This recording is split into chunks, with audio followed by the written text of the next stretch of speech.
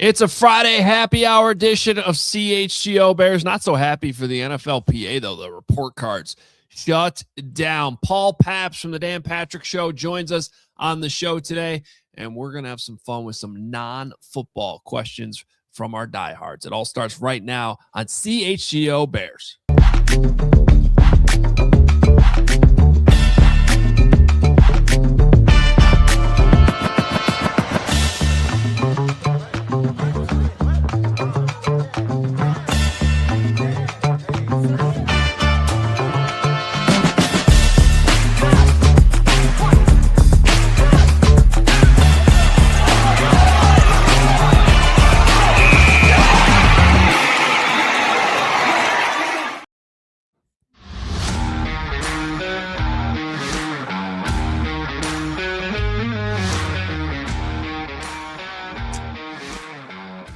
And welcome in to a Friday edition of the CHGO Bears Podcast. Anything can happen on a Friday. I tried so hard during our pre-show meeting today to get the topics where I needed them to be.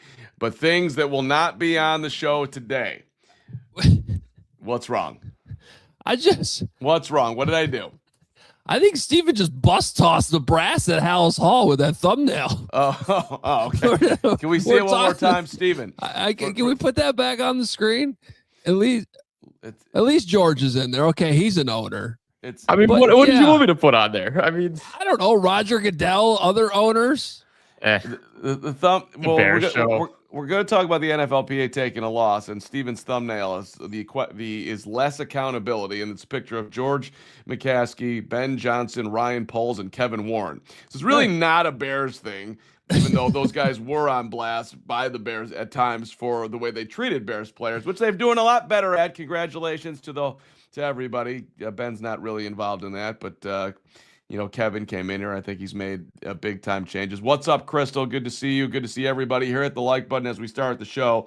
Sorry, get to your list of things that won't be on the show. List of things not on the show today. Let me go to my... on the show because you're bringing them up now. Yeah, well, things that we will not be discussing today, as I put it in fun topics I've got. Cocaine dollar bills won't be discussed today.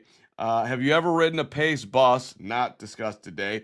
Mike Ditka, still rocking and rolling. Not discussed today. Also,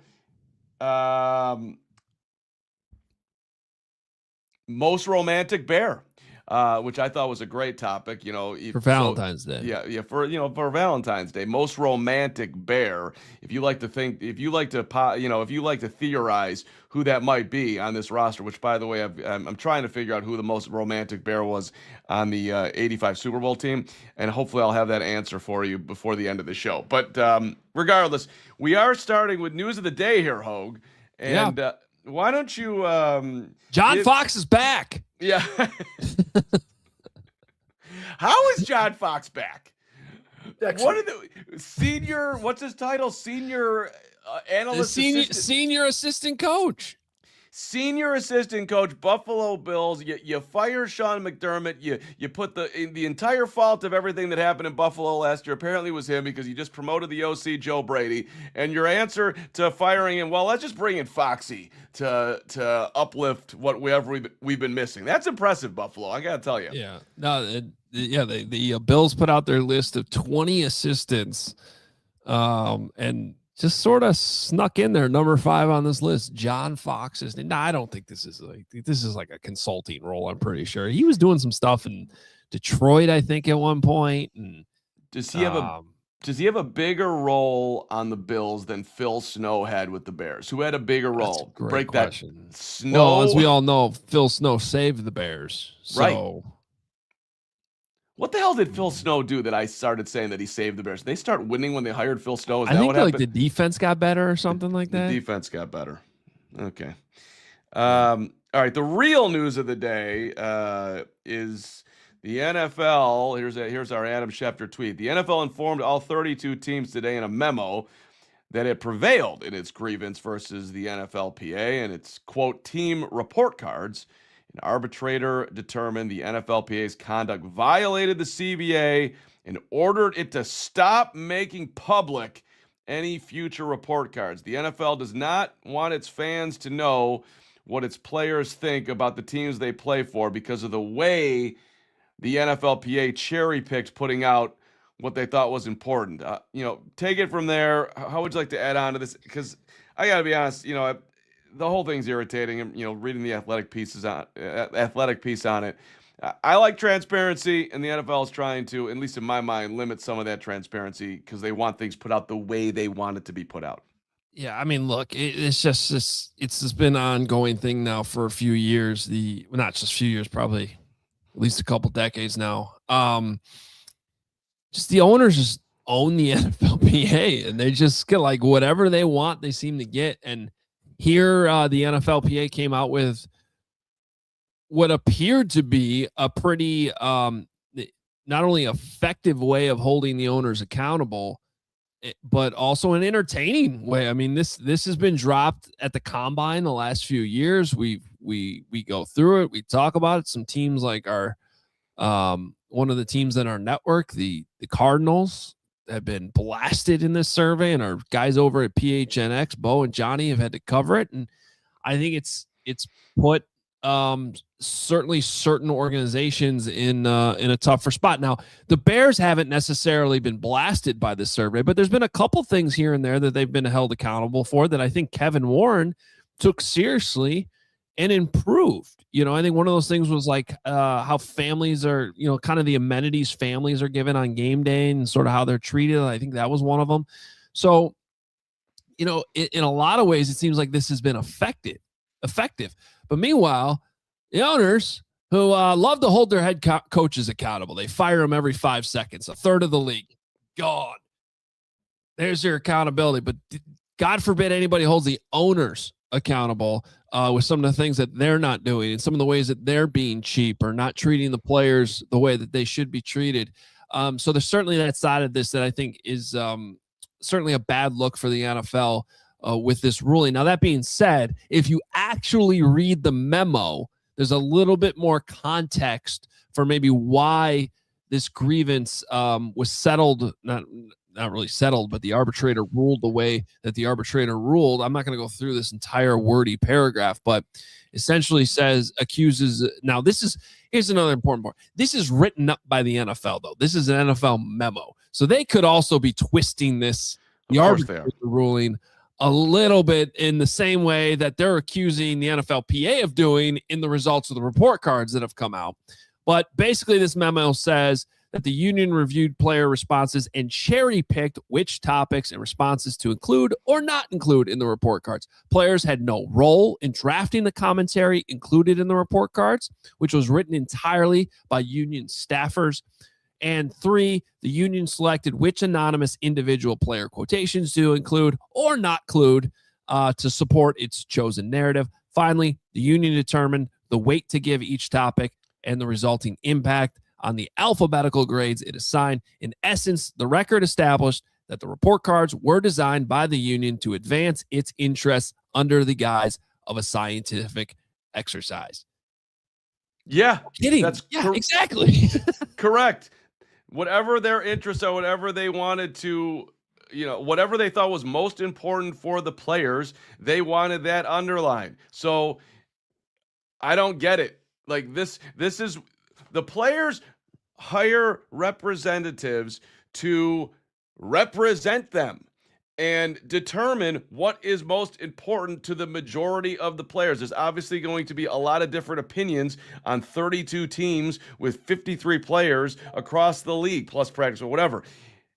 But that's what the leadership of the NFLPA is he's got to boil that down. So, yeah. And by the way, this just a little history lesson. This started back in 2023 when they started conducting the anonymous player surveys. There was a big range of categories: quality of facilities, family accommodations, travel accommodations, cafeteria arrangements, coaching and training staff rankings. All right. And so the union compiled the findings and awarded teams report cards. Look, just a reminder, again, the Seattle Seahawks are for sale because that's what Paul Allen wanted. They're going to be sold for $9 to $11 billion. The greatest investment in the history of anything has been buying an NFL or really any sports team. But the NFL's king, so buying an NFL team. Whatever investment these teams would have to make to make the players in their respective corners happier, they have ample money to do whatever, better food or better family accommodations they have. This is less than a drop in the bucket, yet they don't want to see these report cards public because they're so worried about their image. And to me, if I was worth $9 to $11 billion on the open market, even if I wasn't, I would like to think that, hey man, I'm an open book. What is your opinion? And let me know where I can improve, and I can work on that. I'm not incapable of getting better on the next day after failing the day before, which perhaps I've done on this show once or twice. So I got two things on this, Carm. Yeah. One is, I would highly encourage the NFLPA to find another route where this can, whether that's some type of negotiation with the NFL where they can do this. However, but I don't think that would quite show the same transparency. To me, an outlet like The Athletic, the New York Times, orchestrating its own poll using data from the players in a credible way where it's almost like it would be like an independent media outlet partnering with something like that to get all this. Like, there should be some level of accountability. I think there's other ways to get this done. So that would be the one thing. The second is more big picture in issues between the NFL and the NFLPA. And the NFLPA has not been in a good spot now for a while. There's confusion over leadership, all of these things. And meanwhile, like, it almost seems just like a matter of time before the NFL is going to just go ahead and put in an 18th game. Is it going to happen in 2 years? Is it going to happen in 5 years? Is it going to happen in 10 years? I don't know, but it's coming. And I'm going to bring this back towards some other sports that, especially the NBA, that has been talked about in the last couple of weeks with tanking, the trade deadline, or and NBA All-Star Weekend and stuff like this. For the second time this week, I'm going to bring up that great podcast with Bill Simmons and Nick Wright earlier in the week. But hearing them talk about sport they love in the NBA and how they admit that they just don't care about it as much as they used to, and how they used to be NBA's number one for us, no doubt about it. Now the NFL is at least equal, if not better. And talk about how there's too many games, how that's a the season's too long, and how if you reduce the amount of games, it would solve a lot of the problems, help solve tanking, help solve load management and all these things. The problem is, once you open Pandora's box by adding games, you can't put the toothpaste back in the tube. You're not going to see these leagues cut games off the schedule because you got these media rights deals. You got the NBA signing these massive deals now and starting with NBC and changing all of this stuff. The inventory of games with these media rights and the money that keeps flowing despite the product suffering. I don't want to see this happen in the NFL. And I think that's already starting to happen.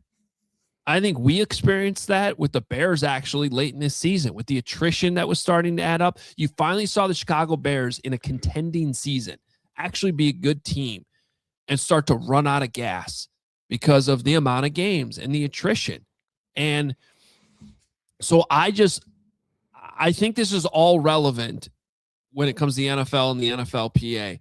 And to me, the answer is simple. Instead of adding another game, which is going to down the line, whether it's instantaneously or not, hurt everything in the league, just keep it at 17. The ninth home game or whatever is an international game. If they want to spread it internationally. Have everyone play that extra game as an international game. And whoever's the home team gets the revenue. Whoever's the away team gets the extra preseason game the way it is now anyway. That's how I would do this. And I think it would just solve some of these problems that are bound to come the more games you add. And the more you just start running over the NFLPA and adding more and more and more, it's just going to hurt the product. I mean, I love you fighting the good fight here. listen, I was hoping you were going to say, like, go back to 16. The imbalance is ridiculous. But, of course, they're not going to do that. Right. And, look, we are a football-starved culture. We're going to watch the 18th game. And the NFL is, uniquely positioned that, its sporting event is unlike anything else, and that it is, once a week. And tailgating, and it just does feel bigger than any game that MLB or the NBA or the NHL, because there's fewer games. Because there's fewer games, right? But we're seeing the same thing. If we're just talking football, college football now. The Indiana Hoosiers, how many games did they play this year? That was it. You go to the end of the line here. It's an NFL season, so. Now and the other part that just annoys me too, it's Thursday night, it's Friday night, it's Saturday, it's Sunday, it's Monday, Christmas on a Wednesday. We're doing it. They already just announced that the games are opening up this year on Wednesday in Brazil or wherever the game's going to be. I forget. Australia. Melbourne. Great coffee at Radio Row. Yeah. Wednesday. It's like, dude, you're not the MAC. You don't need the TV exposure on a Wednesday night. So at some point, like, to me, it's not just the 18th game. It's just that you guys want to be on TV every single night. Well, and to that point though, Carman, that's kind of what I'm talking about, is that, like, they're not ruling out an international division, like adding a division to the league. Right. And that's just going to add more games at more times. And diluted talent, if you're really expanding like that, more travel problems, more health and safety issues. That's where I'm coming from like, all right, instead of putting an official team in London or whatever, have the Bears play a home game there every 2 years, like guaranteed. Or at worst every 4 years. They alternate between Spain and London because those are their two markets that they're in, right? The UK and Spain. Those are where they play their home games. And then the off years, they're the road team at wherever. Like, I think the Vikings are in Ireland, or the Steelers are in Ireland too, so maybe play a game there as the road team those years. That way, you're still developing these fan bases. Like, Spain becomes they're Bears fans there, right? They still sort of have their team that they can root for all season long. They get a home game every couple of years. They probably can travel in the off year to Spain to go see their team. To me, that makes way more sense instead of adding more games, adding more teams. Like, there's a way to accomplish what the NFL wants to accomplish. Get the revenue, continuing the flow. We know they're overflowing in cash as it is. I'm just worried they're going to go overboard with this like the other leagues have done, and it's going to dilute everything, and it's going to end up hurting long term. Right. And also, when you get down to the bottom line too, it's like, I mean, how much money do you got to make, man? How many yachts are you going to ski behind? I get it from a player standpoint that you want to make as much as you possibly can in the short time that you get to play the game. But the top end market now is just, 60 million, 70 million. I need, we don't need to continue to squeeze the money lemon forever here. Adam Hoge gets NFL Executive of the Year from Mocha Cub. Greg Braggs is saying we're late for break. Shout out to Gregory. Gregory is right. We'll continue this intelligent conversation with the great Paul Pabst from the Dan Patrick Show next. But first, hey, Carm, what if you could have reliable and intelligent Wi-Fi and keep that intelligent Wi-Fi at the same price for 5 years? Wouldn't that be nice? That would mean that I'd be working with Xfinity. Is that right? That's right. It would be the Xfinity 5-year price guarantee. Imagine this. It's Wi-Fi that makes everything in your home work together. It finds and fixes problems before you even notice them, like super intelligent Wi-Fi with a sixth sense. And it even lets you stream the game or the curling right now while I'm doing a live show with you guys.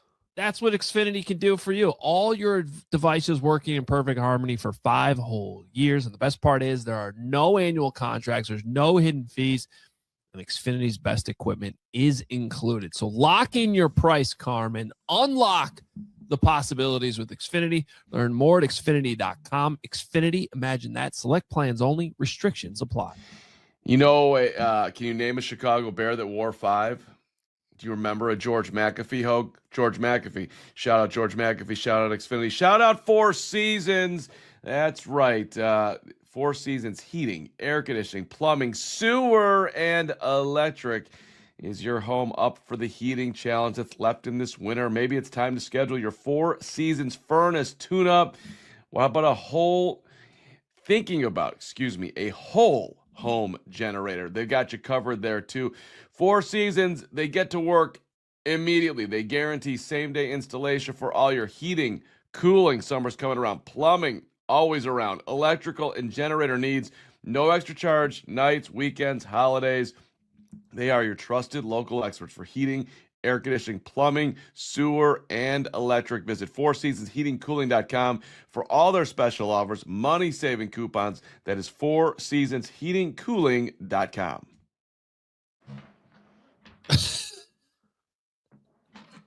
Hi, Carm.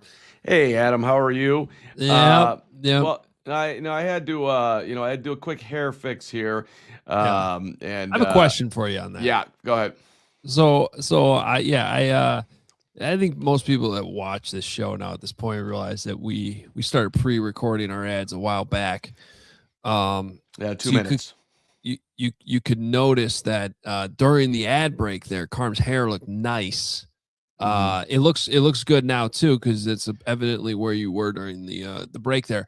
But the first segment, it was a little messy. So we had about, Steven, what do we have? 15 minutes in between the time we recorded the ads and when the show started? Yeah, that's about right.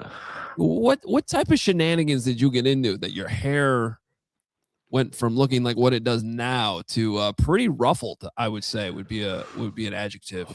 Well, let's peek behind the scenes here. And as much as I'd like to say that something exciting happened, it didn't. Okay. So we didn't have that. What we did have, we're in a situation here, as Bragg's nap is on the table. Bragg suggests theorizes that I took a nap, and it is true that at one point in between 12:30 and 1 o'clock, I was reading about the NFLPA thing, and I got so nauseated that I said, "Hey Siri, set the timer for 5 minutes." So I went for the nap, but it only lasted 90 seconds because I couldn't get in there. Normally, I am capable of taking a great 5-minute nap. You are the most elite napper I know in my life, there's nobody that's close. Yeah, I'm a very, very, very good napper. In the car, at work, middle of the show, NFL combine, on the train, wherever. If it starts to hit, I'm gonna go for it, and then just recover quickly. Shout out Game Day Men's Health. I don't need these naps as much as I normally do. But anyway, the point being here, Hoge, is that I have run out of Carm hair gel. So that's why I don't have the staying power right now that I normally would have, and which is unfortunate for me.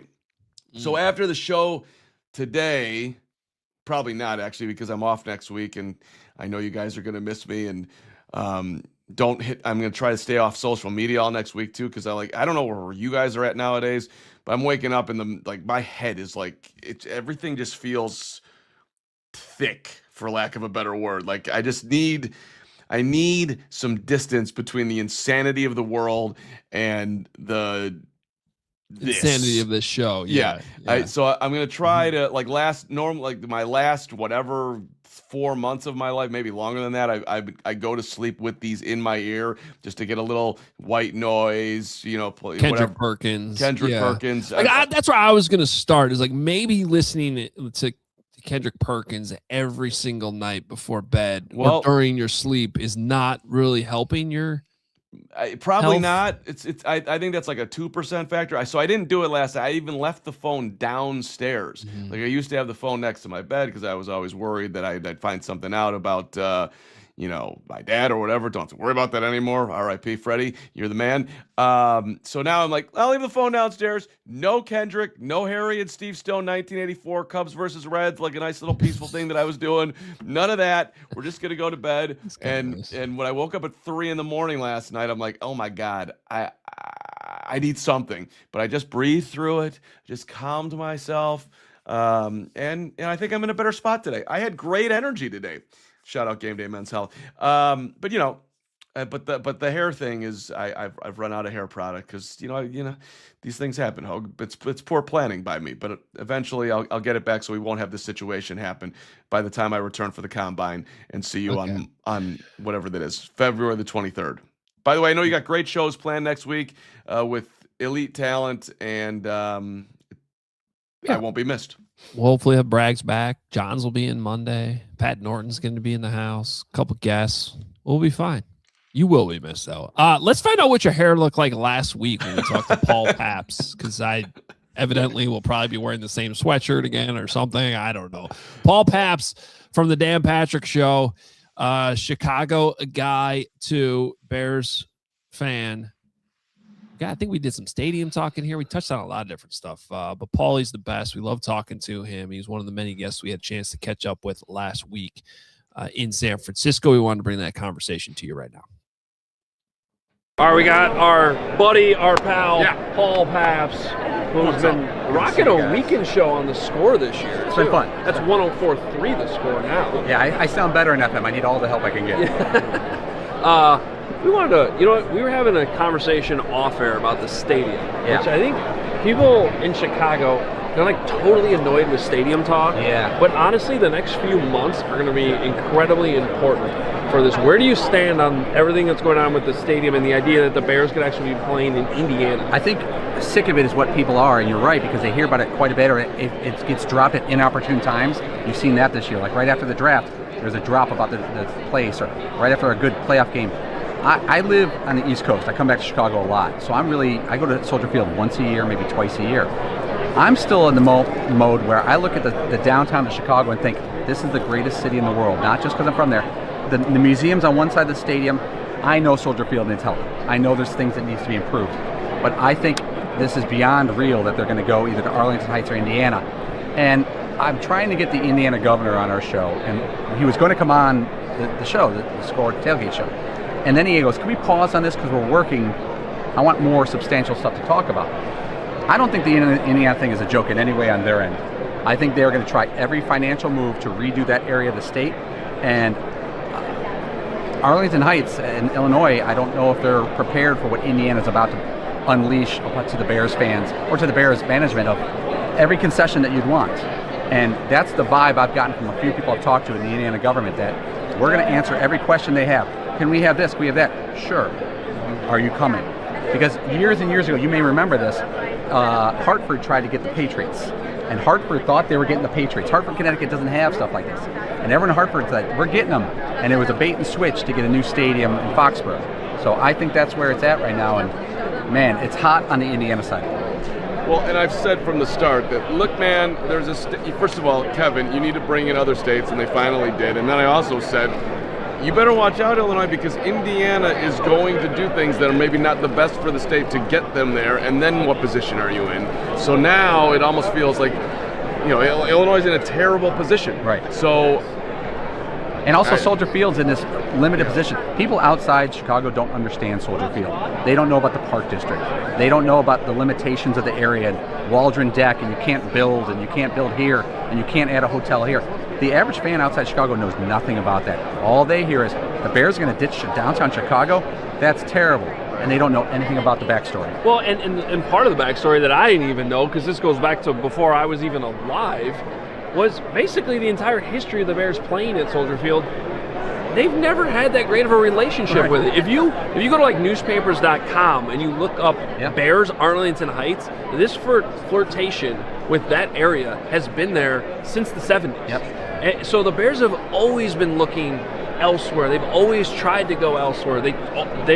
It was on the table before they renovated Soldier Field, and then they got everything they needed, and then it didn't go well, and it is what it is now. But I still look at it like this, Paul. Like, I wonder how much what the Bears just experienced in January and those big games, and like that nostalgia. I think it came back at a level that goes beyond politics, that maybe even politicians in the state of Illinois hopefully understand. Like I said this a couple weeks ago, this isn't just like some big corporation we're talking about coming to the state of Illinois or leaving the state of Illinois. This is the Chicago Bears. The heart of the city. The heart of the city. Yes. It's, you know what I think you guys should do on your show? You should do a poll. What would the fans like? Give them the 3 options and keep Soldier Field. Hey, tough guy. Biased because he lives in Northwest Indiana. No, I'm from the south side of Chicago. I grew up in Chicago Heights area. That would have been a quick zip over if they're over. But here's the thing. I think what's going to happen is that the Bears are going to have to make moves around Soldier Field. And if you ask the fans what they want, it's going to be probably stay at Soldier Field. I'm not the kind of fan who needs a 1,000-foot jumbotron. If you ever been to a Dallas Cowboys stadium? I think that's awful. Yeah, it's cavernous. It's horrendous for watching a game. Now, if you want chicken fingers, you can get them any place you want. I go to the game to enjoy the atmosphere, sit and watch, and have fun, and maybe go to a tailgate. The Bears already have that, but that doesn't make money. Yeah, they have like an art gallery there, a car dealership. They got like go-go dancers, all of it. When I go to Soldier Field, I know it's a pain in the ass to get from public transportation. I live in the Lincoln Park area, and it's a pain to get down there. Yeah. It's a pain to get out. But you know what? It sure was worth it when you're walking after kicking the ass of the Packers. That walk felt really great. Yeah, no, Paul, you got to tough it up. It's not that tough. You're in Lincoln Park, you get on the red line, you ride it down to Roosevelt, you walk over, you're good. I do. Yeah, you're fit. You can handle it. I got my venture card. I'm stopping the narrative about how tough in your it is hotel to get. key. So there's a million trains. There's I have lots my of venture buses. card right here. There you go. There That's you you go. too. You can keep that. Yeah, okay, great. Hey, listen. If you still have the actual Ventra card in your wallet, that is how you Old school. that's like your key to the city. You're a Chicago I don't like guy. apps. I don't trust apps. So the guy that you work with, I think his name's Dan Patrick. Yeah. Listen, football is king. We know, and we're here at the Super Bowl and all that. But Dan's a big basketball guy, and I just want to throw one question of little hoop in here. The NBA is terrible right now.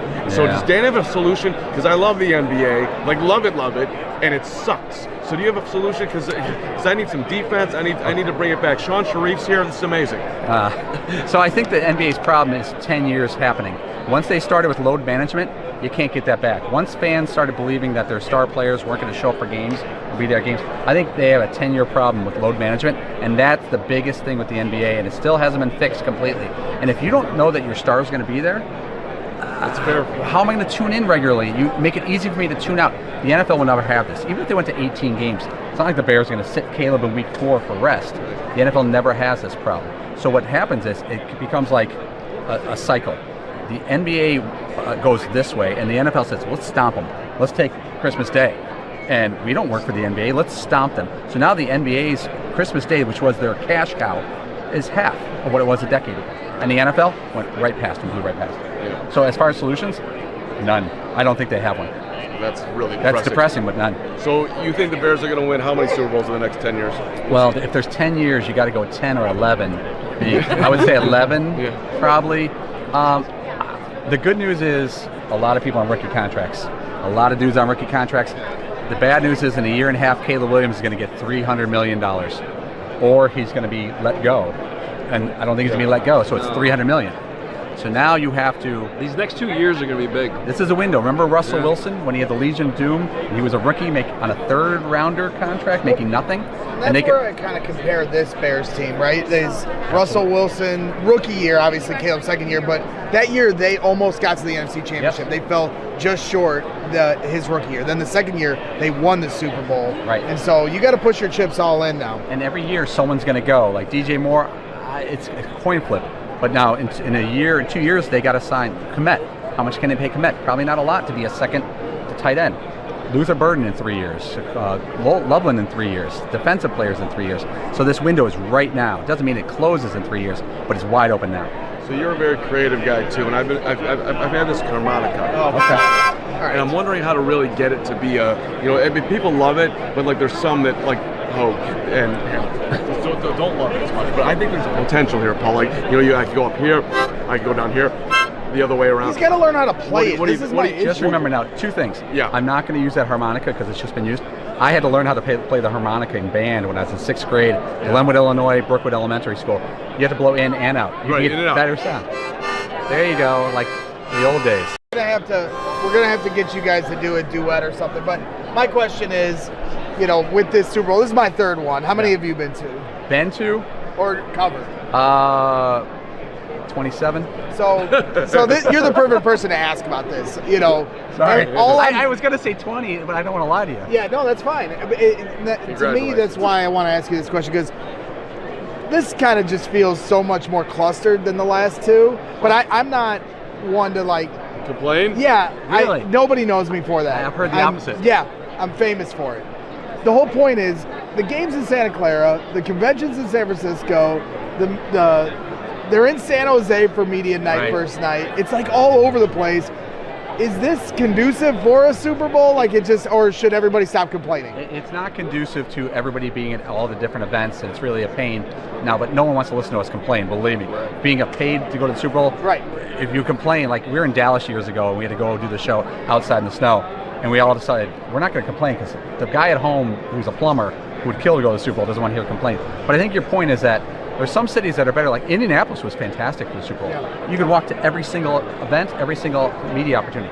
Minneapolis, the weather was harsh, but it's Minneapolis. What do you expect?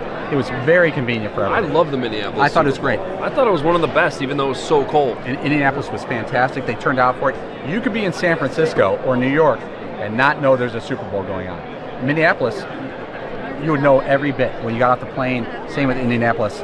Same with, like if they're going to do it in Nashville someday, places like that will embrace it. Now here's my question. Do you have any extra, they basically set up the whole giant stadium for the Dan Patrick Show. They got the Jumbotron going in. You got any extra space over there? Because we're actually standing on the outside of this right now because we're boxing out for space this entire week. Can we get like a corner that we can set something up at? Yeah, I think so. I mean, you guys have like a studio apartment in New York is what you guys are doing your show in right now.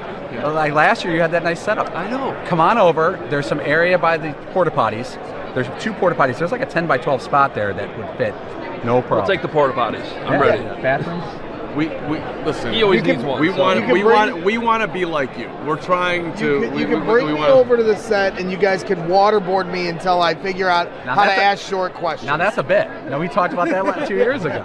Well, you're getting better. No, but like it's fun working on the Dan Patrick Show. Dan always says, "How do we outdo ourselves?" How do we outdo ourselves? And so I got to give credit to him. He tells the bosses, "We're not gonna do this. We're not gonna do that. Let's find something cool." But the New York Giants or the San Francisco Giants, they said, "Pop it here." So it was pretty lucky. Pretty lucky. So I mean this way. I think I said this to you last year too. You guys to me are the standard of the Super Bowl week. The coverage.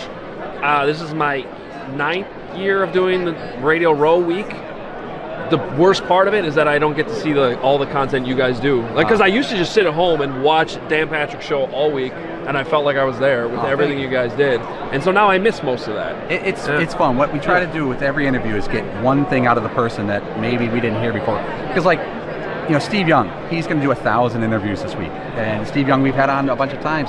But we said to Steve Young, how was it playing the Pro Bowl? He goes, I loved playing the Pro Bowl but I once broke a shoulder bone in the Pro Bowl and I didn't tell anybody. I just went and got it dealt with. And we're like, you didn't tell anybody? Ever? He goes, nah, actually, besides my wife, you guys are like the first people I've ever told. And so every once in a while you'll get something, you're like, what? Like, we had Cam Newton on last year and he goes, you know where I almost went to college? And he tells us where he almost went to college. And you get stories like this and it's just, those are my favorites, when you get something out of someone you don't expect. He didn't say Wisconsin, did he? No. We had a bunch of years ago, we had on Patrick Ewing, the great Patrick Ewing who went to Georgetown. He said he wanted to go to UCLA. He saw beaches, he saw weather, and his UCLA trip got postponed, and his Georgetown trip was first. And we told Reggie Miller that Patrick Ewing almost went to UCLA. He goes, oh my God, I'm going to cry, because he was so upset that they could have had Patrick Ewing. There's a great one. Hakeem Olajuwon, the great college player who went to Houston, he was going to go to St. John's. He got off the plane at Kennedy Airport. He was waiting for his ride. Grabbed his bag. He'd never set foot in America before. Walks out on the steps. It's freezing. It's 5 degrees. He turned around and goes, change my ticket to Houston. Whoop. Never called back to St. John's and told him, I can't do it. Wow. He says, they would have picked me up in a car. I'd probably gone to St. John's. That's a great story. I love that stuff. That's a great story. Paul Pabst, you're the best. Thank you so much. Thank you, guys. Hey, shout out to our friends at Game Day Men's Health. I was there this morning, walked in at 10 o'clock, walked out at 10:32, had the shockwave therapy on the hip, on the calves, and I am ready to go. They put the gel on you. Abby doing the phenomenal job. Jason with the smile on his face. Visit the Park Ridge location. Tell him Carm sent you. Whether it's peak performance, becoming a better father, better husband, better man, Game Day Men's Health wants to support every man's health journey through personalized care tailored to your goals. Go in there and talk about testosterone. They'll explain it to you and why it can, I asked the average age of the people that are taking their testosterone, and somewhere between 35 and 40, and basically trying to keep you at the level that you feel at 25. So you don't have that drop off that you get to. They also have vitamin supplements that'll help you with your weight loss. They got hair loss treatments. Anything you need to upload your life, they got it. Start your best life with Game Day Men's Health. Go to GameDayCHGO.com, GameDayCHGO.com. And whether it's on the field or in your financial life, the best teams win by delivering excellence at every level. Old National Bank, they believe that every play matters, from everyday checking to long-term planning and commercial banking. Old National Bank is here to build momentum and help you move the ball forward. It all starts with a plan tailored for you by professionals that you trust. From simple tasks to bigger financial moments, you can count on Old National Bank to coordinate your needs with steady, knowledgeable guidance that brings clarity and confidence to each step. It's a partnership designed to help you feel supported, not just today, but well into the future. So whether you're celebrating a win, rebuilding after a tough loss, or gearing up for whatever comes next, Old National Bank's got your back with tools, insights, and an expert crew that's always in your corner. Old National Bank, member FDIC, where relationships and results matter. So we have missed him, and we don't like to admit that, but it's true. It's been a tough week, and we've been thinking about Gregory and more specifically Mama Barb, our true leader of the entire show, who's been making Thanksgiving dinner for us and supporting us in the chat, and I think doing some behind-the-scenes work with Gregory that we're unaware of, but somehow it's made him a better Gregory over the 4+ years we spent together. But is it true that Braggs is joining the show right now? Is that an accurate thing? There he comes from Braggs land. I mean, you see the face, and it just makes you smile, doesn't it? Look at that guy. He looks like he's fresh off the golf course, even though he probably isn't. No, I wish. I wish. There's a 5% chance you swung a golf It is club starting this to morning. melt around here. It is beautiful out, but there's still too much snow on the ground to pull that off. Although our group chat of my golf buddies, they're already looking at a particular course by our house that is starting to put tee times out there for the real sickos. But no golf yet. But yes, thank you to everybody that's reached out. Obviously, it's been a kind of a hectic week. My mom's been going through a lot, but she's getting better. And so, yeah, I just figured I'd try to work at some point this week. So here I am. This is your work. This is it. 30. You get 30 minutes of work from me this week.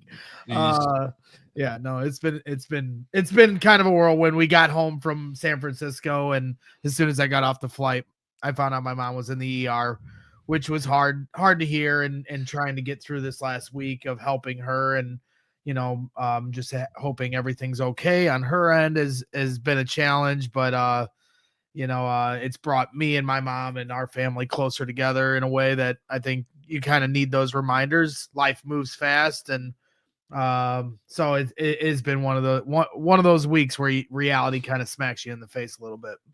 How would you rate the shows, Greg, what you've been able to consume? How specifically? Well, it's interesting you'd say that because, I mean, I would say to start off the week, you had a rough start, Mark. I mean, the Drake May, Caleb Williams conversation, it's not a conversation. Caleb Williams is the better quarterback. The Patriots would take Caleb Williams over Drake May 10 times out of 10. Oh, I'm sure they would. They absolutely would. Okay. They absolutely would. I never said that they wouldn't, by the way. That's not what that conversation was. Well, I can move the goalposts all I want. You were moving the goalposts on that conversation, so now I can. That's how the turntables. And I was a little surprised that when you guys tried to decide who your top 5 quarterbacks of the next 5 years, I understand that we give no love to the Packers, but I think Jordan Love has to be in that conversation. I do believe you, Carm, had him in your top 5, if I'm not mistaken. But before he, had his injury, at the hands of Austin Booker, I thought he was one of the better quarterbacks in the league this year. I understand his age. That's like part of it. And I hear Steven's argument on Lamar Jackson. I told you guys the stadium to Indiana was a bluff. I've been saying it for months. And now all of a sudden this week we're going back to Arlington Heights. Shocker. Absolutely shocked. And then to answer your question yesterday, the most obnoxious fan base in the Big Ten is without question Illinois fans. Every single one of you are as annoying as they can possibly come. Just basketball. I know you guys were like combining football and basketball, but if we're just talking basketball, Big Ten fan bases, and we can maybe go over this when the Big Ten tournament is at the United Center, maybe do some content there. But I will actively show you just how annoying Illinois fans are. They are the absolute worst. I do like that segment, us being outside the UC, asking people who was the most annoying fan base and letting them prove it for themselves. That'd be kind of good. That's not bad. Yeah, that is good. I will just, we're not going to do too much stadium stuff here, but before everybody just assumes that the Arlington Heights thing is, totally the direction that things are going, I did exchange some messages with one of my really good sources on this morning. And I said, so it seems like this is swinging back to Arlington Heights. And the quick answer was nope. So there's a lot more to be done here. That's all I'm saying before everybody just assumes. And of course, because I wasn't here the last, few days, getting jumped on the mayors of Northwest Indiana really hit me. Like I was not happy that I dropped the ball for you guys. The fact that I'm not able to get the Hammond mayor or the Portage mayor, maybe I need to hit up the Crown Point mayor before somebody else talks to him. But that's on me. That's on me because I made a promise and I fell short of that promise. I appreciate you taking accountability for that, but I cared. No one cared. So didn't remotely think about it. It never crossed my mind a single time. Can't believe Bragg's didn't book mayor that I've never heard of who I don't really want to talk to. Yeah. Which mayor hasn't been interviewed? Can we do Dyer? The Crown Point. I'm from Crown Point, so we can get the Crown Point. St. John is a place, I believe, over there. Portage, West Chicago. What do they got from Portage? For the record, Greg, I don't know if you're aware, I'm off next week. So don't do it next week. And if you do, go ahead. But I would talk to them when we get back from after the combine, so in 2 weeks in March. But by then, Hoge, do you think we'll know on March 1st where this is headed or no? I will answer that question on the other side of this break. We absolutely have to get to in the next 20 seconds. So that's coming up next. But first. Hey, shout out to our friends at Huel. We're already 1 month into 2026. That went fast. That doesn't mean it's time to move away from your goals. I know some of you are struggling. I'm struggling. I'm getting back at it. Huel is the perfect solution for the high-protein routine. It supports the busy days, and it makes it super convenient for you. Listen, you can take one of these beautiful bottles that Hoge is holding up right now. It's 35 grams of protein, 27 essential vitamins and minerals. There's no artificial sweeteners, colors, or flavors. This is the good stuff. It's gluten-free. And yeah, it's affordable. Under $5 per meal, and it's a complete meal. Grab, go. There is no prep. And that's, meal prep, as everybody likes to know, or everybody does know, it takes forever. How about the cleaning I had to do the other night, too? That part was not fun. Yeah, that sucks. You don't have to do that with Huel. Get Huel today with the exclusive offer, 15% off online with the code BEARS15, BEARS15 at Huel.com/BEARS15. If you're busy, this is a game changer. And new vehicles are in store at Ray Chrysler Dodge Jeep Ram. And this is your chance to score a great deal at the Auto Show Sales Event. Head to Ray CDJR on Route 12 today. Love going over there. And you could choose from their huge inventory of new Chrysler Dodge Jeep Ram vehicles. I'm telling you about this right now because 0% financing. 0% financing right now. 72 months on new Chrysler Dodge Jeep Ram models. Plus, they always have over 125 vehicles priced under $20,000 for you. Plus, they got raised price promise. We tell you about it all the time. The prices we tell you about on this show, the prices you see online, that's what you pay when you go into the store. There's no hidden fees or add-ons ever. So don't miss out on the Auto Show Sales Event going on right now. For more information, visit Ray CDJR on Route 12 in Fox Lake or online at raycdjr.com. They've been serving the community since 1963. All right, we're officially heading into the moment of the show that we've all been waiting for. But are we talking Caleb here, Hoge? You want to talk some Caleb? Well, wait a minute. You asked me a question before the break. What was the question? Early walk-off. I did. Hey. Hey, listen.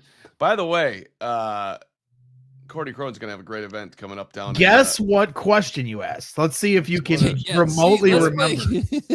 Let's play. My mind is in San Diego. I don't remember what I asked. You asked me. I believe you asked me if by March 1st. I think. That one. Yeah. Wow, that's interesting. Carman in San Diego. Get it?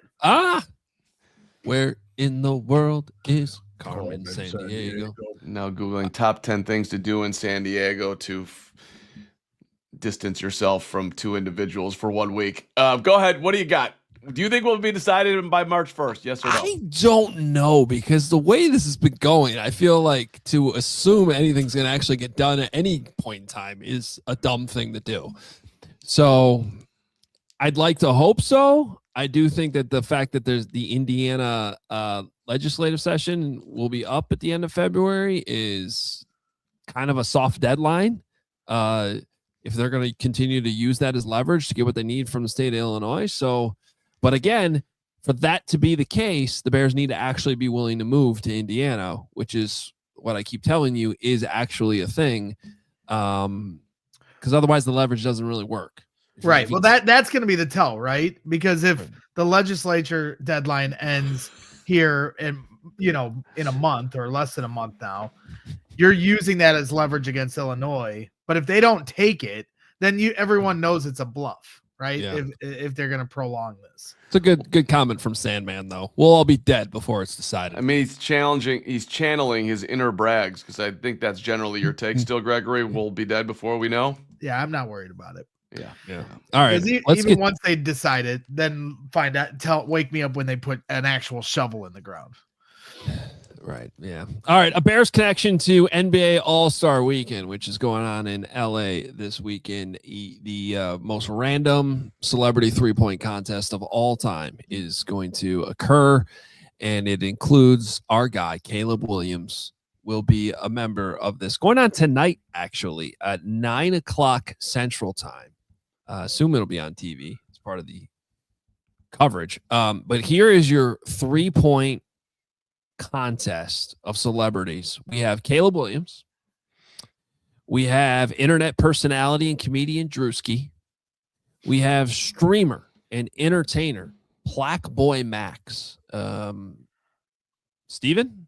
And Steven, do you know who Plaque Boy Max is? There is a 0% chance I know who any of these people other than Caleb Williams is. Right. How about Drewski's in hot water from Super Bowl week? Yeah, the JSN joke that definitely did not land last week. BMX athlete Nigel Sylvester. Anybody? I don't care who's in it. All I want to know is how the guy's going to do. Okay, hang on, because this is where it gets weirder. Of all the people I just named that nobody knows who they are. How about the last two participants? Richard Jefferson. That would be the favorite. Shoot a basketball. I knew that one. And then this one's even better.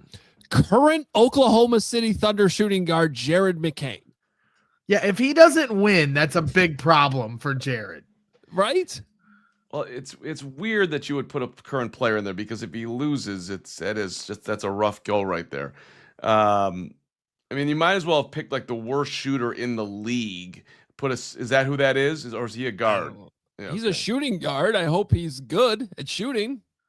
Yeah. Well, Leon Valdez likes the lineup, calling it a fire lineup. Well, Caleb has to at least beat Drewski. Yeah. Like that has to happen. Now he put on Instagram on his stories, I'm not a hooper.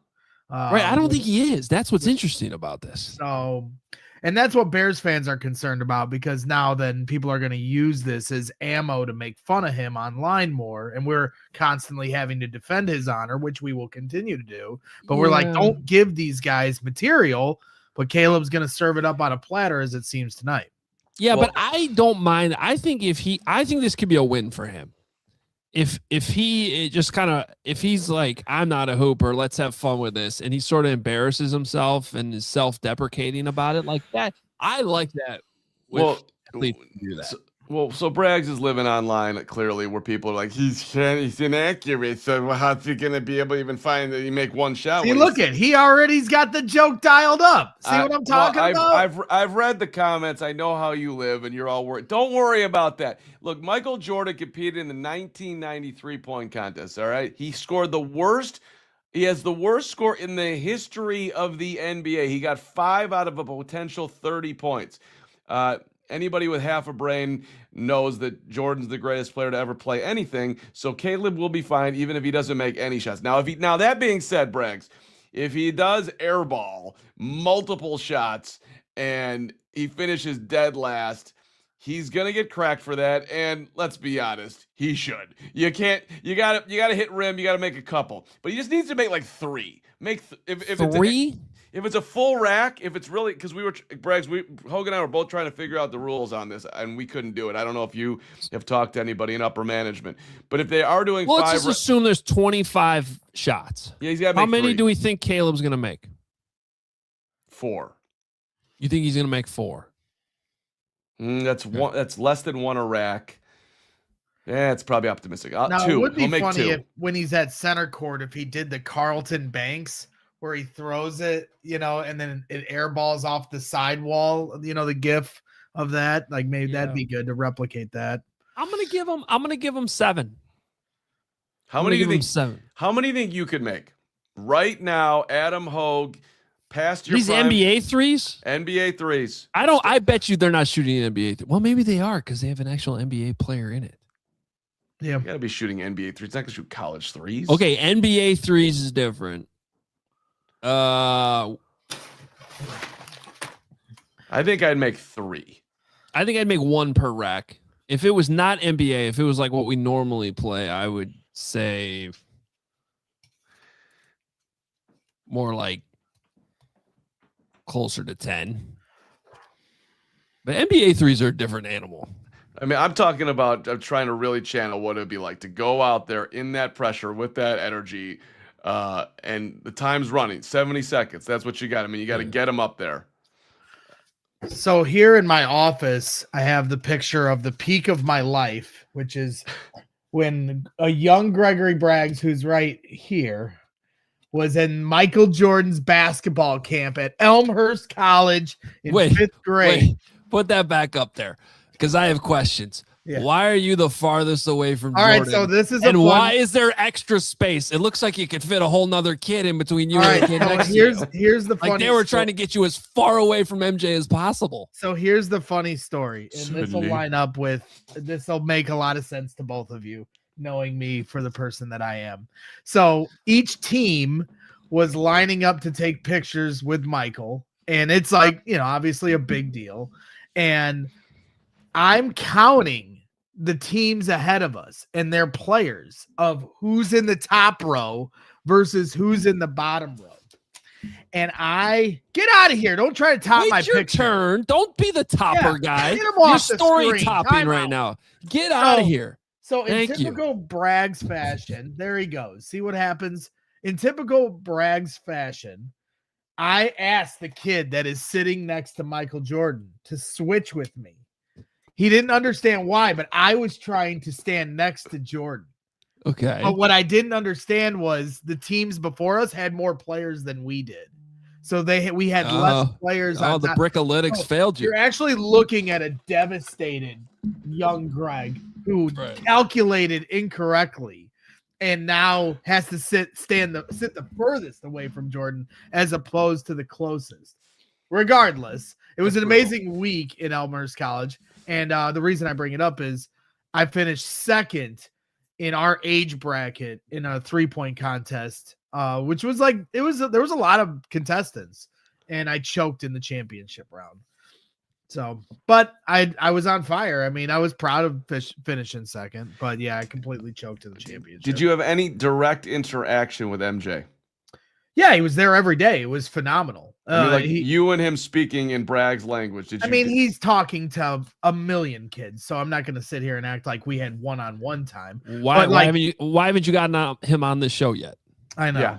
It was amazing though. I mean, they had like a final game, which was like 5-on-5 versus like the the coaches of each team, a lot of them were like players in college, because then they at night would get like one-on-one time with Jordan. And so they played college stars versus Jordan and people he invited.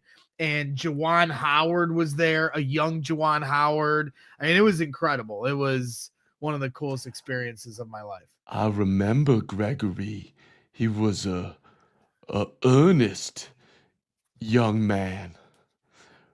And I was on fire that week. I hit one game, hit a game-winning shot. Did really well in the 3-point contest. It was a lot of fun.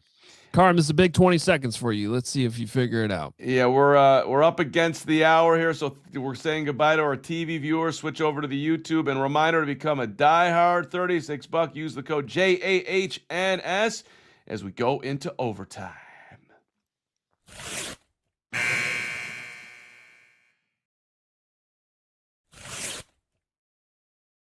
Thank you. I thought that execution, Steven. Yeah, that was it. That was the one. That was the one. Yeah. Well, it was. I was Bragg's motivated. I just want to do better with Gregory here, taking time out of his busy schedule, caring for his mom to be with us. So there you go. All right. It was funny when I got off the flight. My mom had a friend, shout out to Val, who was with her and her husband Mike, like helped her get to the ER.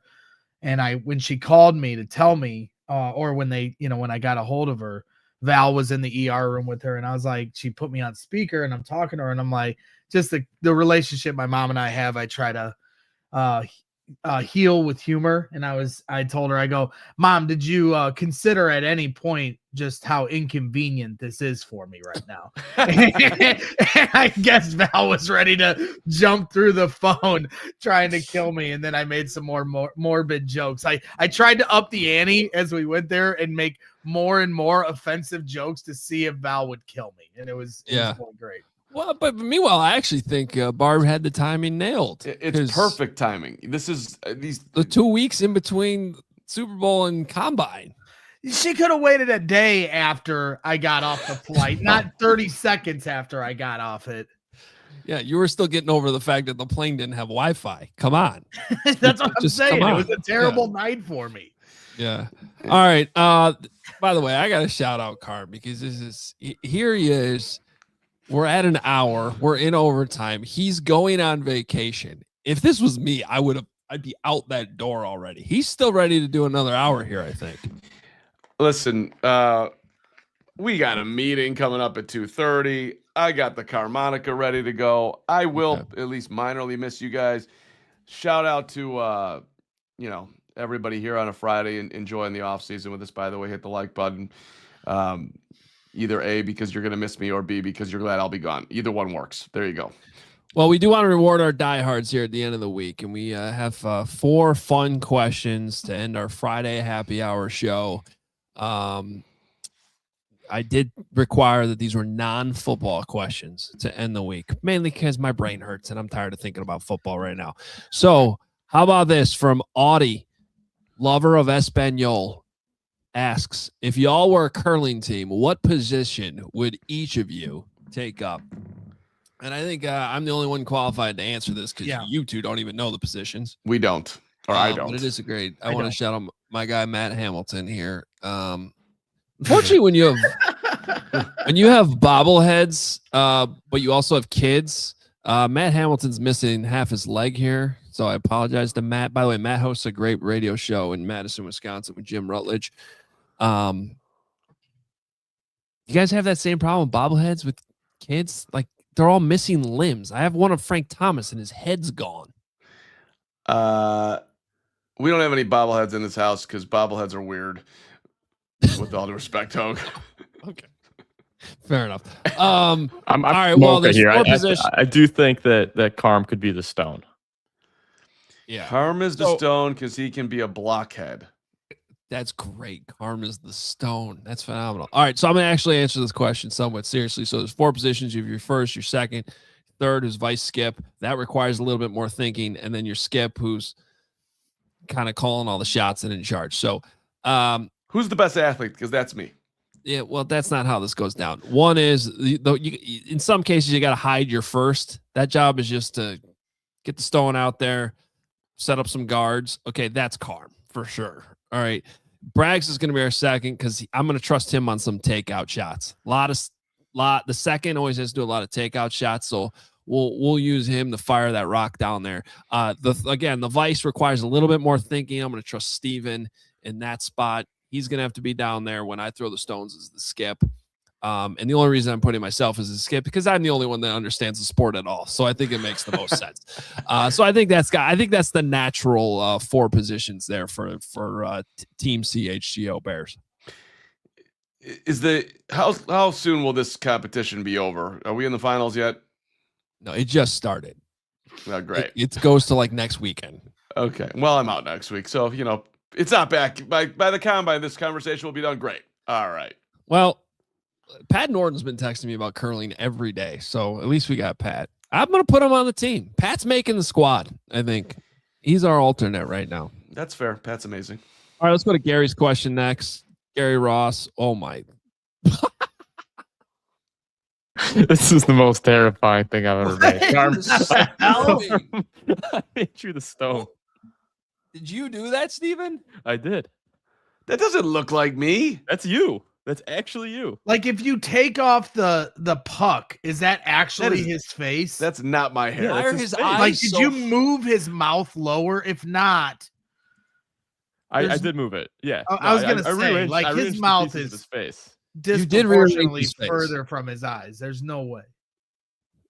Yeah. If you're listening to the podcast, Steven just those are my teeth. I'll grant you that. Karma facial. Nope. With a curling stone. All right. Gary Ross wants to know if you can import one restaurant or restaurant chain into the Chicagoland area, not already here, what would it be and why?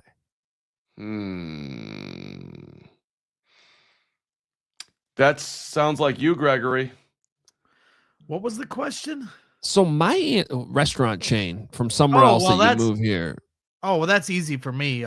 Grimaldi's Pizza. Ooh, that's a good one. That's a good one. Steven has a good one too. Yeah, I'm going with In-N-Out Burger.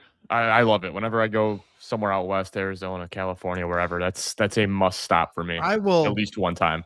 I will hold by how overrated In-N-Out Burger is. You're overrated. There. Wow. That's amazing. I like that.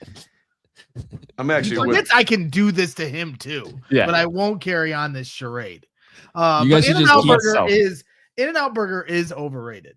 Like Shoop's hamburgers to me are better. That is such an Indiana thing to say. Come on. Not. Look, I don't really eat much chain food in general, but I did enjoy my little In-N-Out experience in San Francisco. I will say what I didn't understand though was why there was a line like a mile down the road in the drive-thru and why we had to wait 20 minutes for our food. Like why it's 9:30 on a Monday night. Mediocre. That was the word. It wasn't worth that. It wasn't even like remotely worth that. It was a good solid burger, but I didn't understand like the obsession with it.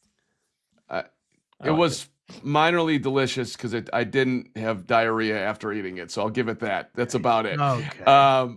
Fries were okay. Burger was 2.1. I agree about the fries is the deal breaker there. I don't go for fries. I'm talking pure burger. You got to have both. Can I shout out? You go back in Carm time for this answer.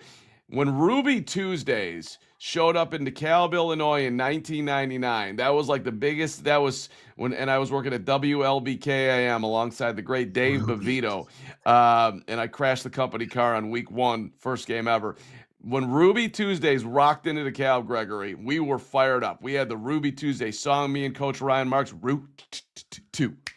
We're going to Route 2. And so they did a nice job, the Ruby Tuesdays. And I think they're still out there. So I'll go Ruby Tuesdays. I haven't seen one in a long time. My in-laws have a place down in Fort Myers, and right outside of their subdivision that they have a summer, whatever, beach house in, whatever you want to say, there's still a working Ruby Tuesdays right outside, and we went and ate at it. Delicious. Not what we remembered it to use. Oh, yeah. Can you take us down there and we can do a week of shows? And absolutely. No, I'm genuinely saying, if you want to go down there, I can do this easily. We can do this. Let's do our shows down there. I'm in. But I'm telling you, if you want to do a week in Florida of our shows, we can do it.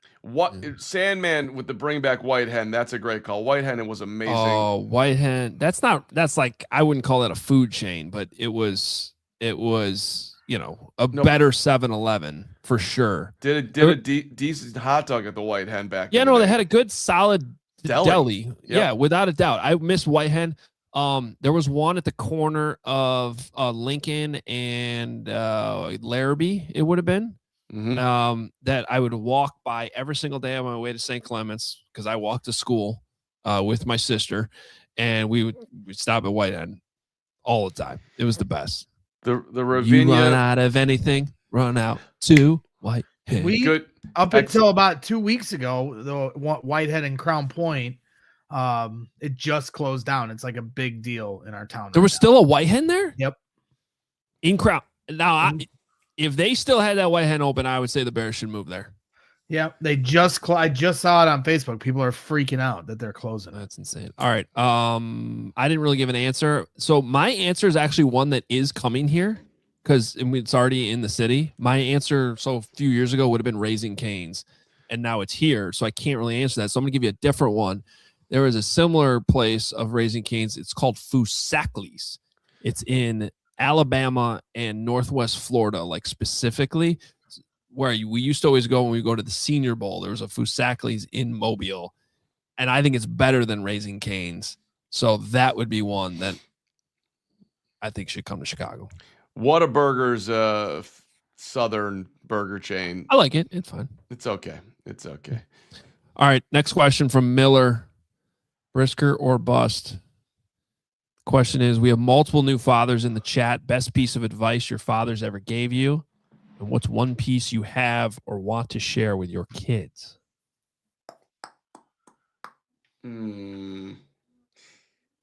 Well, it doesn't look like everybody wants to jump on this one. My man was a man of integrity. Freddie was all about just doing right by your fellow man and being, put your head down when you're running around the bases. It's that was a big Freddie thing. But he also, I think I've told the story. We were coming out of downtown Highland Park. We're pulling out, and he sees a hitchhiker on the side of the road. I'm like 6 years old. Dude pulls over to get the hitchhiker in, and I'm like, "Are you out of your freaking mind? What are you doing, Dad? What are we doing here?" He said, "Where are you going?" He's like, "I'm going south." And we were going north, but he drove him like 10 feet, and it was a great lesson in that. No matter wherever you are in life, if you're up here, the guy below you, you're not better than him, or vice versa. So there was a lot of respect for humankind there that I appreciate from my dad and my mom, for that matter, who had a hairdresser in the basement, as we'll take this really down the deep road. And she brought up this one guy whose hair she was cutting one day, and she's like, "Mark, I want to introduce." I was like 7. "Mark, I want to introduce you to Mr. Smith." "Hello, Mr. Smith." Mr. Smith's a bigot, and kicked him out. Like, this dude, she was not going to take his business. This guy said something down there that was racist, and that was the end of Mr. Smith coming over to the Carman household. So that was another great lesson from the Carman. Good for her. Yeah, she's an amazing woman. The great Gladys Carman. On the other side of that, though, it makes your hair performance in the A block of the show even more. It's not good. It should never happen again. It's true when you put it like that. For me, I'll just kind of combine this into one answer, because like the things that we're bringing over to our kids as well. Like for ours, it was just like simple manners. Like, if you're asking me for something in the kitchen right now, even with my kids, and you don't say please, I will not budge until the word please comes out of your mouth. Like it's just simple manners and things like that can go a long way. And just in general, like I will say this to the end of the earth, is that the number one thing parents, dads, moms, or anything should be giving their kids is love. Because everybody needs just to be loved. And I think when you look at a lot of the problems in the world, that's what's lacking, right? So that's just the number one thing I would say. I always felt loved by my dad. I still do. And that's the number one simple answer I'd give to this question anytime.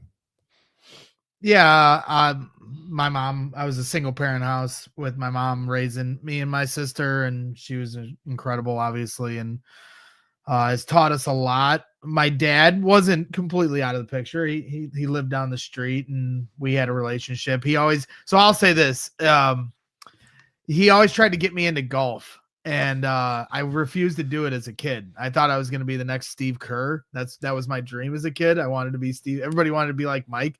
I wanted to be like Steve Kerr, and that didn't work out, as you can see here. And but now that I am a world-class golfer, he's like pissed at me because I wasted all those years. So get your kid into golf early, and they might be able to make the tour if you get them locked in at an early age. I actually just watched this amazing documentary about these girls from Hungary who their parents got them into chess, and by 15 she was a chess master, and it was like one of those things. I was like, I don't know, it was really interesting. And so get your kid into chess or golf, one of those two. I'm picking golf. Golf, yeah, it's expensive, but yeah. All right, last one as we end the week. Chicago Bears for life asking, I actually liked a few of the questions Carm brought up in here yesterday. The Blackhawks versus Bulls one specifically. Carm, why don't you actually brought this up in our pre-show meeting too? Why don't you bring to the table what that question was? Yeah, so I love hanging out with our diehards in the Discord channel. Especially when I'm on my train back from the city, it's a great time to do my hour and whatnot. So yesterday I was just coming up with random questions, and the question was, if you could have season tickets and you have to go to the games, you can't sell them, you got to go for the next 3 years, would you rather have tickets to the Blackhawks or the Bulls? And the reason why, easy question. Which one? Blackhawks, without question. So you're a basketball guy. I'm a diehard basketball guy. The Bulls are a train wreck. Well, so who would want to go watch that team right now? Well, because you'd be watching the rest of the NBA. But I, as much as they're a train wreck, I would still pick the Bulls. But it's so bad that there's a lot of NBA guys who are saying Blackhawks, or just basketball people, period. So, by the way, just seeing that one up there, great opportunity for the Hawks. Not that they'll try to dunk on the Bulls, but it's just a good time. I was born and raised on Michael Jeffrey Jordan. Love the Bulls. Would watch every dribble of Bulls basketball if they were worth my time. They are not. And I don't watch any hockey. Very rarely. I try to get into it just to support what we do at CHGO, and it's easier said than done, which is everything we do from a schedule perspective. But if I'm going to games and I have to go to every home game, I want to root for my team. I'm not just going for the spectacle of the sport. I'm going for a rooting interest, which means I'm rooting for the Blackhawks because they're giving me a better chance to have something to root for besides the Bulls, who are in complete obscurity right now. Yeah, I'm obviously the wrong person to ask this question as an actual Blackhawks season ticket holder. But I would just say, like, you know, even if you I would say even if you take their current situations out of it, like it's not like I don't like going to Bulls games. Carm, you gave me some tickets last year. James and I had a great time. Really appreciate it. But those were also, you know, some pretty good seats, pretty close to the NBA players that are right in front of us. I've sat in the 300 level and just been like, what am I doing here? With hockey, I just think the Blackhawks do a tremendous job. Like, Carm, you're not even much of a hockey guy. You don't know the blue line from the red line, icing from a slashing. You have to admit, when you go to the games, like, you're at least half entertained. I did catch you sleeping once, but that's just normal. Like, that happens everywhere for you. It's a good product. And I always say it's like hockey is a sport that's so much better to see in person, even versus on TV. So I just don't think it's a question right now. Well, look, I love the NBA. I would always pick the Bulls in this equation. However, to what you just teed up, all of it, the one thing that hockey for me actually really has on basketball, you can be in the last row of the United Center, even in the corners, and it's still a good seat for hockey. Yeah, it's not a good seat for basketball. If I have a seat up top, there's a 0% chance I'm not sneaking by an usher and trying to get down because it matters. I need and maybe I'm just a seat snob, but I have to be close. Hoge, let me ask you this: I'll give you season tickets to Northwestern basketball or Bulls basketball. You got to go to 68% of the games. Which one are you taking? Jesus. Cats or Bulls? What are you gonna do? Northwestern plays pretty good at home. I'm They gonna. play competitively at least. I'm actually gonna pick Northwestern. Now there's some selfish reasons. One is it's way closer to my house. Right. I like watching Big Ten basketball, so I could go to random games that wouldn't necessarily care the outcome and see a lot of good teams, and it's a good atmosphere. It's a cool place. So if it's a good game, Welsh Ryan Arena is rocking. I think it's one of the nicest. I've been to the majority of the Big Ten basketball schools, except for the West Coast schools, and it's like a elite high school stadium, and I say that with respect. Like they purposely made it the size of like a really big high school, but like it is like state of the art like level. So like the seats are very limited. So if you get to a good game, like they always play up against Purdue. They played well against Michigan the other night. Like if you're at a good game that's competitive, that place turns into a madhouse. Well, when they're good, which is not often, but when they're good, it's phenomenal. I still think it's the best product that no one talks about here because those games are always intense and it's a 7,000 seat stadium and it's brand new and all those things. But you get to go to the NBA. LeBron's coming in, all that. That was a great. They're doing something similar with the football stadium too, and I think it's gonna be great. Yeah, complete ref show too. When that Michigan Northwestern game, ridiculous. Complete ref show. The refs were horrible. And Pizzatola can shut the hell up because he knows it too. Did he ever respond? He's very mad at me. Very mad. Completely. So he can dish it out, but he can't take it because every day he's on your ass. Completely in denial. Mara should have been thrown out of the game. 100%. 100%. That was a flagrant 2. Yeah. Never mind all the other ticky-tack whistles that helped them come back from the 16-point deficit in 6 minutes. It was unbelievable. Pizzatola wrote me, "I can't wait for your vacation," and he meant it. Well, so that's the way. Hey, Pizzatola will have a great week next week. Do we have anything left? Are we good? We got one super chat, and Canada's beating Sweden 7-4 right now in the ninth end. I like that Bears on Kawhi comment. If you could put that back up too, but get the super in. Well, we got IB Chillin, who's been a YouTube member for 4 months now. Says big fan for CHGO Bears from Saudi Arabia. Wow. My off-season prediction that the Bears winning the Super Bowl next year. Hashtag Meatball Island. Is that our first ever chat from Saudi Arabia? It's got to be. I don't remember any others. Thank you, IB Chillin. Worldwide, damn it. No, I think we've definitely gotten some before. We have. This one, Bears on Kawhi, real quick. My dad, who recently passed, sorry for your loss, Bears on Kawhi, always emphasizing do what you love. No matter how much money you make, it's going to suck if you hate what you do. I would not be here today had I not been supported to follow whatever I wanted to follow. Now, I worked as a vendor on the side to support myself, but I was never, my dad said 100 times, "You're going to try to do what?" He didn't believe in me, but he didn't stop me from doing it. So that's a great one.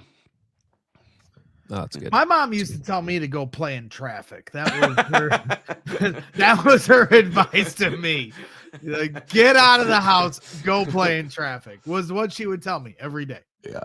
So did you do it? Oh hell yeah. A little Frogger. Yeah, we used to.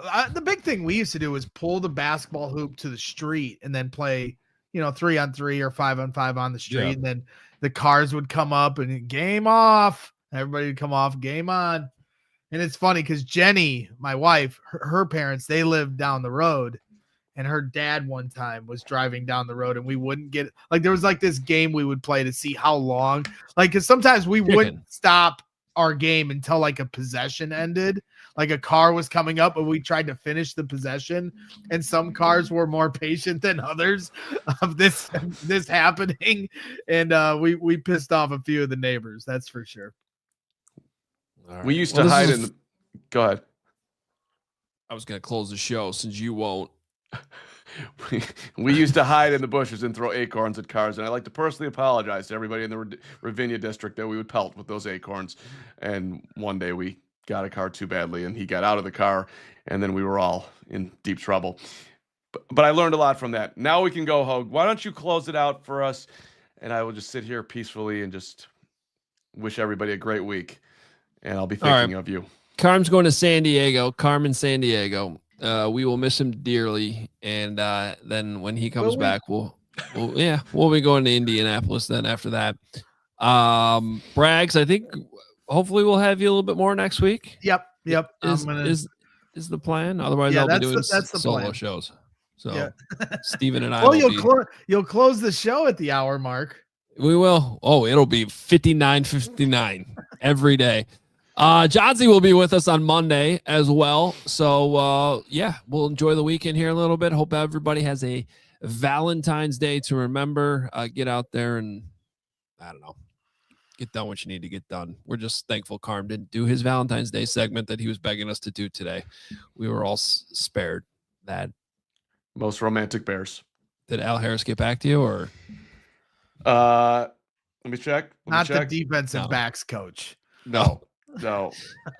He's asking some of the wives of the 85 Bears, but I do not have an answer yet. Who was the best? Okay. Who was the most romantic Bear? Like, not as far as, prolific Wilt Chamberlain type of stuff, but more so who brought flowers, who cooked dinner, who did a nice egg souffle in the morning, that type of thing. We'll talk to you on Monday. Enjoy your weekend, everybody. See you then. We all silly like the mayor.